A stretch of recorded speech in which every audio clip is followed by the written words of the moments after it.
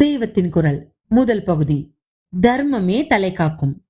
புத்தாண்டு பிறக்கப் போவதற்கு அறிகுறியாக இயற்கை அன்னை தனது மர வர்க்கங்களின் அரசிலங்குழந்தைகளான அரசையும் வேம்பையும் முதலில் அடியோடு இலையுதிர செய்கிறாள். பிறகு பச்சை துளிர்களை தழைக்க வைக்கிறாள். அரசுக்கும் வேம்புக்கும் கல்யாணம் செய்து அதன் அடியே விநாயகரையும் நாகராஜனையும் பிரதிஷ்டை செய்வது தொன்று தொட்ட வழக்கு. பனிக்காலத்துக்கு பின் இலை உதிரும் போது இந்த மரங்களை பார்த்தால் இலையே இருக்காது.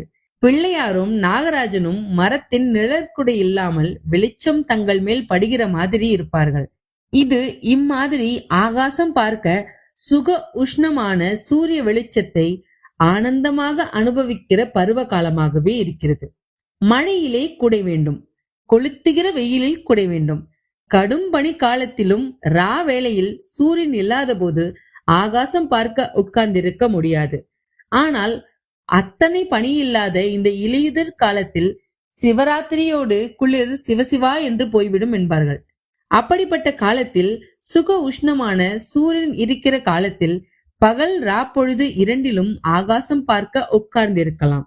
இதை உணர்த்துகிறது போலவே இயற்கை எண்ணெய் இந்த பருவத்தில் விக்னேஸ்வரருக்கும் நாகராஜருக்கும் சூரிய பூஜை செய்கிற மாதிரி மேலே இருக்கிற அரசு வேம்பு மரங்களின் இலைகளை உதிர்த்து விடுகிறாள். நாகராஜனை சுப்பிரமணிய சுவாமி என்றே சொல்லலாம். தெலுங்கர்கள் சுப்பிரமணியர் பாம்பு இரண்டையும் சுப்பராயடு என்றே சொல்லுகிறார்கள். ஷஷ்டியில் நாகராஜ பூஜை செய்கிற வழக்கம் நம் தமிழ் தேசத்திலும் பிராசீனமாக இருந்து வந்திருக்கிறது.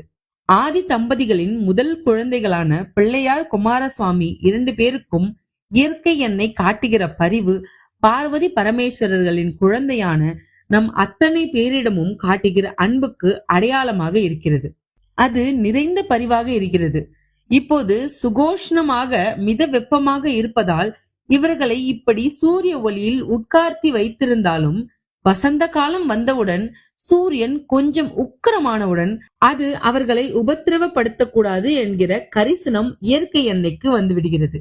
சூரியன் கடுமையாகும் காலத்தில் துளிர்கள் தழைத்து பசுங்கொடி பிடிக்கிறாள். இலையுதிர்ப்பது துளிர்ப்பது எல்லாம் இயற்கை, லோக நியதி. அவை யுகாந்திரங்களாக மாறாமல் நடப்பவை. பிரபஞ்சத்தில் ஒவ்வொன்றுக்கும் இப்படித்தான் நடக்க வேண்டும் என்று நியதி இருக்கிறது. அப்படி அவை நியதிப்படி நடப்பதால் தான் உலக வாழ்க்கை நடக்க முடிகிறது. இல்லாவிட்டால் எல்லாம் நெறிகெட்டு போய்விடும். அதாவது லோகத்தில் உள்ள சம்ஸ்த ஜீவராசிகளும் சௌக்கியமாக வாழ வேண்டும் என்கிற அன்பான எண்ணத்திலேயே அவை ஒன்றோடொன்று ஒத்துப்போவதற்காக இப்படி ஒவ்வொன்றுக்கும் ஒரு தர்மம், நியதி, லா ஈஸ்வரனால் எழுதப்பட்டிருக்கிறது. தன் குழந்தைகளை வெயில் படாமல் மழை படாமல் காப்பாற்ற வேண்டும். அவர்களுக்கு இளவெயில் வெப்பம் தேவையாக இருக்கிற போது அதை தந்து அரவணைக்க வேண்டும் என்கிற அன்பு ஈஸ்வரனுக்கு இருப்பதால் அதற்கு அனுசரணையாக இயற்கையை நடத்தி வைத்து மரங்களுக்கு ஒரு நியதியை, தர்மத்தை தந்திருக்கிறார். இந்த அன்பை பெற நமக்கு யோக்கியதாம்சம் வேண்டாமா? வேண்டும். மரத்துக்கும் மட்டிக்கும் இருக்கிற நியதி நமக்கும் உண்டு. லோக சேமத்துக்காக அதை நாம் நடத்தி காட்டுகிற போதுதான் ஈஸ்வரனின் அன்பை பெற பாத்தியதை கேட்கலாம். மனிதனுக்காக உள்ள இந்த நியதிக்கே தர்மம் என்று பெயர். இந்த நியதியை மீறவும் மனிதனுக்கு மூளையை தந்து சுவாமி விளையாட்டு பார்க்கிறார். அந்த மூளையை வைத்துக்கொண்டு இவனும் எதையெதையோ சௌக்கியமாக நினைத்து கொண்டு அவற்றுக்காக அலைகிறான். இதில் தனக்காக தர்மத்தையும் மீறுகிறான். ஆனால் இறுதியில் சௌக்கியத்தை தருவது தர்மமே. ஏதோ ஒன்று உலக மக்கள் எல்லோரையும் ஏதோ ஒரு விதத்தில் இந்த தர்மத்தின் திசையில் திருப்பிக் கொண்டுதான் வந்திருக்கிறது. இதனால்தான் சகல தேசங்களிலும் மனிதன் தன்னுடைய பௌதிக தேவைகளை பூர்த்தி செய்வதோடு மட்டும் நிற்காமல் வேறு சில விசித்திரமான காரியங்களை செய்து வருகிறான். ஒருவன் சிலுவை என்று ஒன்றை வைத்துக்கொண்டு பைபிள் படிக்கிறான். இன்னொருவன் நமாஸ் செய்கிறான். வேறொருவன் விபூதியை குழைத்து பூசிக்கொள்கிறான். இன்னொருவன் நாமக்கட்டியை குழைத்து போட்டுக் கொள்கிறான். இவற்றால் நேருக்கு நேர் எந்த பௌதிக பலன் தெரியாவிட்டாலும் தலைமுறை தத்துவமாக இவற்றை மனித சமுதாயம் பின்பற்றி வந்திருக்கிறது. ஏன் இப்படி செய்திருக்கிறது? உலக வாழ்வுக்கு மனிதன் பணமும் பொருளும் சேர்த்தான். அன்றைய தேவையோடு போதாது என்று எதிர்காலத்துக்காகவும் பொருளீட்டினான். எதிர்காலம் என்கிற போது அது எத்தனை வருஷம் என்ற கேள்வி வந்தது. எப்படி இருந்தாலும் ஒருவன் 1000 10,000 வருஷம் இருக்க போவதில்லை என்று தெரிந்தது. ஒரு மனுஷனின் ஆயுள் உள்ள வரைக்கும் அந்த மனுஷனின் சந்ததிக்கும் தேவைப்படுகிற சொத்தை தேடினான். இந்த மனுஷ ஆயுள் முடிந்த பின் அவன் என்ன ஆகிறான் என்ற கேள்வி வந்தது. இந்த உடம்பு போனதோடு மனுஷனும் போய்விடுவதில்லை என்று அந்தந்த தேசத்திலும் தோன்றிய மகான்கள் கண்டார்கள். ஆனால் இந்த உடம்புக்காக தேடிய பணமும் பொருளும் உடம்பு போன பின் அந்த மனுஷனுக்கு சிறிதும் பிரயோஜனம் இல்லை என்று கண்டார்கள். உடம்பு போன பின் உயிர் நல்ல கதி அடைவதற்கு செய்ய வேண்டியது எதுவோ அதை அந்த மகான்கள் கண்டார்கள். பல தேசங்களில் பலவிதத்தில் வழி கண்டார்கள். சிலுவை, நமாஸ், விபூதி, திருமண் எல்லாம் இப்படி வந்தவையே. லோகம் முழுவதையும் பகவானுடையதாக பார்த்து அதற்கேற்ப எப்படி நடக்க வேண்டுமோ அப்படி நடப்பதே மனுஷர்களின் தர்மம். தனக்கென்று மட்டும் இவன் செய்து கொள்ளுகிற காரியங்கள் இவனை அதர்மத்தில் தான் தள்ளும். எனவே இப்போது இவனுக்கு இருக்கிற சுயநலத்தை குறைக்க வேண்டும்.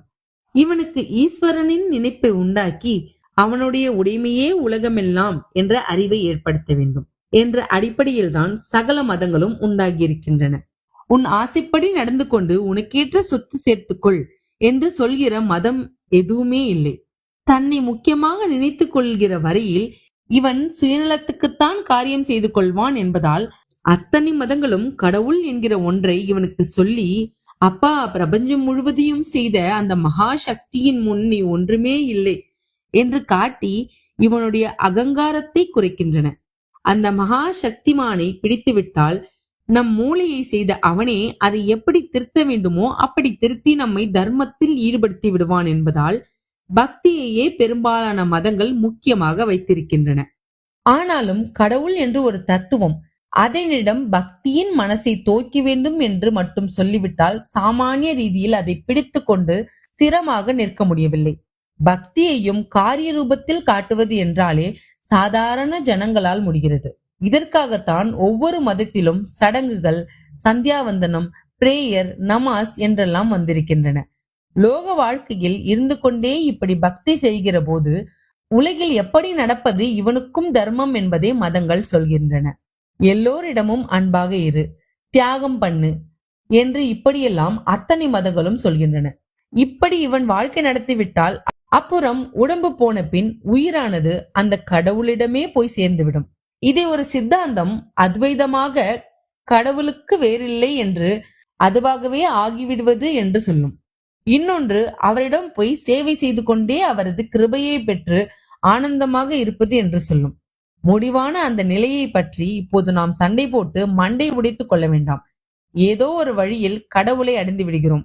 அதுக்கப்புறம் இந்த லோக வாழ்க்கையில் நமக்கு ஏற்படக்கூடிய துக்கங்கள், கஷ்டங்கள், ஏமாற்றங்கள், தோல்விகள் எதுவும் அடியோடு இல்லை.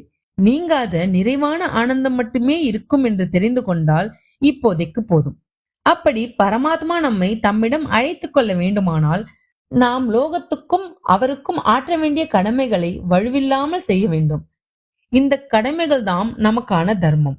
அதாவது உடம்பு உள்ள போதும் உடம்பு போன பிற்பாடும் நன்மை பயப்பதே தர்மம். உடம்பு போன பின் கை கால் முதலிய அவயவங்கள் இல்லை. எனவே உடம்பு இருக்கும் போதே அது போன பிற்பாடு நற்கதி பெற வேண்டியதற்கான தர்ம காரியங்களை செய்ய வேண்டும். நாம் போன பின் பிறர் நலனுக்காக ஆயுள் இன்சூரன்ஸ் செய்து கொள்வதை விட இது முக்கியம்.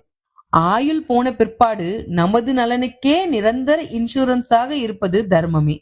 இப்போது ஆயுள் இன்சூரன்ஸ், லைஃப் இன்சூரன்ஸ் என்று ஒன்றை சொல்கிறார்கள். தர்மமே ஆயுள் போன பிற்பாடும் நன்மை பயக்கிற ஆஃப்டர் லைஃப் இன்சூரன்ஸ். ஆயுள் உள்ள போதும் அதே தர்மம் சாந்தியும் சௌக்கியமும் தருகிறது.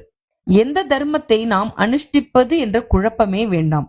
பல காலமாக பெரியவர்கள் பரம்பரையாக அனுஷ்டித்து வந்த தர்மத்தில் நாம் ஊறியிருக்கிறோம். அனுபவத்தில் அவர்கள் நித்திய சௌக்கியத்தை அடைந்திருக்கிறார்கள். இந்த தலைமுறையில் நாம் ஓயாத அதிருப்தியோடு கிளர்ச்சி, டெமான்ஸ்ட்ரேஷன் என்று செய்கிற மாதிரி இல்லாமல் அவர்கள் நிம்மதியாக நிச்சிந்தையாக இருந்தார்கள் என்று நிச்சயமாக தெரிகிறது. எனவே அந்த தர்மத்தை நாம் கடைபிடித்தால் போதும். நாம ஒன்றை புதிதாக பண்ணி பிடித்து கொண்டால் வீண் சிரமம்தான். அது நல்லதாயிருக்குமா கெடுதலாயிருக்குமா என்று நமக்கே ஓயாத சந்தேகமாக இருக்கும். ஆதலினால் முன்பே பெரியவர்கள் அனுஷ்டித்து நமக்கென்று ஏற்பட்டுள்ள தர்மத்தை கைக்கொள்வதே நல்லது. மனுஷராக பிறந்துவிட்டால் கஷ்டம், ஆபத்து எல்லாம் வரத்தான் செய்யும்.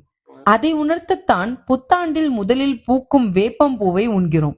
வருஷ தொடக்கத்திலேயே கசப்பை ஏற்கிறோம். ஏறக்குறைய வருஷ முடிவில் வரும் பொங்கல் பண்டிகையில் கரும்பை ருசிக்கிறோம். ஆரம்பத்திலேயே இனித்துவிட்டால் முடிவில் கசந்து போகும். கசப்பென்று வெறுப்படைய வேண்டாம். கசப்பையே இயற்கை அன்னையின் அல்லது தர்ம நியதியின் மருந்தாக எதிர்கொண்டு வரவேற்போம். அதனால் போக போக முடிவில் எந்த அனுபவத்தையுமே தித்திப்பாக எண்ணுகிற மனப்பான்மை உண்டாகும். ஸ்ரீராமருக்கு வனவாசத்தில் ஏற்பட்ட கஷ்டம், ஆபத்து எல்லாம் பெரியவை. ஊருக்கு போகும் குழந்தைக்கு தாயார் கட்டுசாதம் கொடுப்பது போல் ராமன் வனவாசம் செல்லும் போது கௌசல்யையும் செய்தாள். 14 வருஷம் கெடாமல் இருக்கும் பக்ஷணம் இது, குழந்தைக்கு எதை தரலாம் என்று நிரம்ப ஆலோசித்தாள் கௌசல்யை. பிறகு நிரந்தர பக்ஷணமான தர்மத்தை தான் கட்டி கொடுத்தாள். ராகவா, தைரியத்துடனும் நியமத்துடனும் நீ பாதுகாக்கும் தர்மமே உன்னை பாதுகாக்கும் என்று சொல்லி தர்மத்தை ராகவனுக்கு துணை அனுப்பினாள். எம் பாலயசி தர்மத்துவம் திருத்தியாச நியமேனச சவை ராகவ சார்த்தூல தர்மஸ்துவாம் அபிரக்ஷத்து. தர்மமே இறுதியில் ராமனுக்கு ஜெயத்தை பெற்று தந்தது. தர்ம மார்க்கத்தில் ஒருவன் இருந்தால் பிராணிகள் கூட அவனை ஆதரிக்கும். அதர்மத்தில் விழுந்தால் உடன் பிறந்தவனும் எதிரியாகி விடுவான் என்பதை ராமாயணம் நிரூபிக்கிறது. ஸ்ரீராமனை வானரங்களும் ஆதரித்தன. ராவணனையோ சகோதரன் விபீஷணனும் விட்டு விலகினான். தர்மமே தலை காக்கும். 10 தலை ராவணன் விழுந்து நாசமாக ஸ்ரீ ராமச்சந்திர மூர்த்தி விஜயராகவனாக தலை நிமிர்ந்து நின்றதற்கு காரணம் தர்மம் தலை காத்ததுதான். அவரவருக்கும் முன்னோர்களால் அனுஷ்டிக்கப்பட்ட தர்மமே ஒவ்வொரு மதமாயிருக்கிறது. இந்த தர்மத்தை அனைவரும் தைரியமாக நியாயமாக பின்பற்றி சாஸ்வத சௌக்கியத்தை பெறுவீர்களாக.